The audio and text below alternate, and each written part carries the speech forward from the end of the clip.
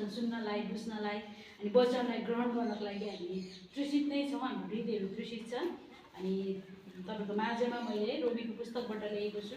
रोमी 12को 11 अनि 12 दुई पदबाट मात्रै, रोमी 12को 11 अनि 12 दुई पदबाट मात्रै म तपाईँको माझमा केही कुराहरू बोल्नेछु है। तपाईँलाई हुन त हामीले यो वचनलाई हामीले बार बार हामीले दोहोऱ्याएर सुनेको छौँ। धेरैचोटि हामी आफैले पनि कतिजना तपाईँहरू पनि बोलिसक्नु भएको छ होला। तर पनि परमेश्वरको वचनले चाहिँ अनि जहिले पनि हामीलाई नयाँ बनाउँदछ। अनि म यही पदबाट लिएको छु अनि केही न केही तपाईँले बुझ्नुहुनेछ यहाँबाट भनेर म आशा राख्दछु। यहाँ यसरी लेखिएको छ, प्रयत्न गर्नमा अल्छी नहो, आत्मामा जोसिलो हो, प्रभुको सेवा गर्दै रहो, आशामा आनन्द गर, सङ्घर्षमा स्थिर रहो, प्रार्थनामा अटुटसँग लागिरहो। आमेन। यो चाहिँ एकदमै शक्तिशाली वचन लाग्दछ मलाई। यसले चाहिँ हामीलाई एउटा जोस दिँदछ। हामी सबैजना यहाँनिर चाहिँ प्रभुको लागि केही न केही गर्ने व्यक्तिहरू छौँ है। केही न केही गर्छु अथवा प्रभुको निम्ति जिउँछु, प्रभुको निम्ति बाँच्छु भन्ने मानिसहरू छौँ।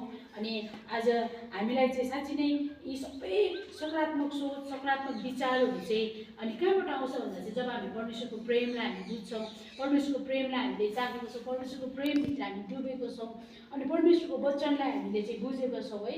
अनि हामीलाई चाहिँ यो विचारहरू आउँदछ साँच्चै नै। अनि बाइबलले पनि हामीलाई के सिकाउँदछ भने चाहिँ प्रयत्न गर्नमा अल्छी नहो है, आत्मामा जोसिलो हो भनेर भनेको छ।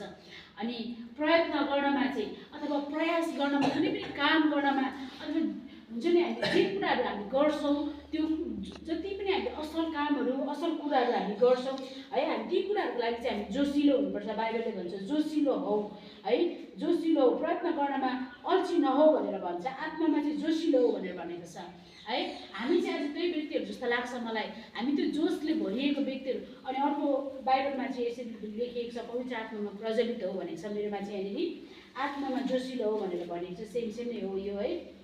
र हामी साँच्चै नै हामी त्यो मेहनत गर्ने व्यक्तिहरू, परमेश्वरको धार्मिकताको निम्ति, परमेश्वरको राज्यको निम्ति है, हामी चाहिँ एकदमै आफूलाई लगानी गर्ने व्यक्तिहरू। हामी चाहिँ कहिले पनि त्यो कुराहरूमा हो, हामीले कतिचोटि नि प्रिय परमेश्वरको छोराछोरीहरू अलिकति हामीले सोचेको जस्तो नहुँदै गर्दाखेरि, भनेको जस्तो नहुँदै गर्दाखेरि हामीलाई अल्छी लाग्छ कतिचोटि है, हामीलाई थकाइ लाग्छ। किन भन्दा हामी पनि मान्छेहरू नि त है, हाम्रो पनि मन छ, भावना छ हामीभित्र है। हामी पनि धेरैचोटि हामी यी कुराहरूमा गल्छौँ, लड्छौँ है। हामीलाई पनि कतिचोटि मनहरू मर्छ। तर परमप्रभु परमेश्वरको वचनले चाहिँ जहिले पनि हामीलाई यो जोस दिन्छ। प्रिय परमेश्वरको छोराछोरीहरू, पवित्र आत्मामा जहिले पनि हामी प्रज्वलित हुनुपर्ने कुराहरू, जहिले पनि हामी पवित्र आत्मामा चाहिँ हुन्छ नि एकदमै ज्योतिमय हुनुपर्ने हुन्छ नि, दग हामी बलेर चाहिँ काम गर्नुपर्ने कुराहरू, यो कुराहरू चाहिँ आज बाइबलले तपाईँ मलाई भन्दछ है।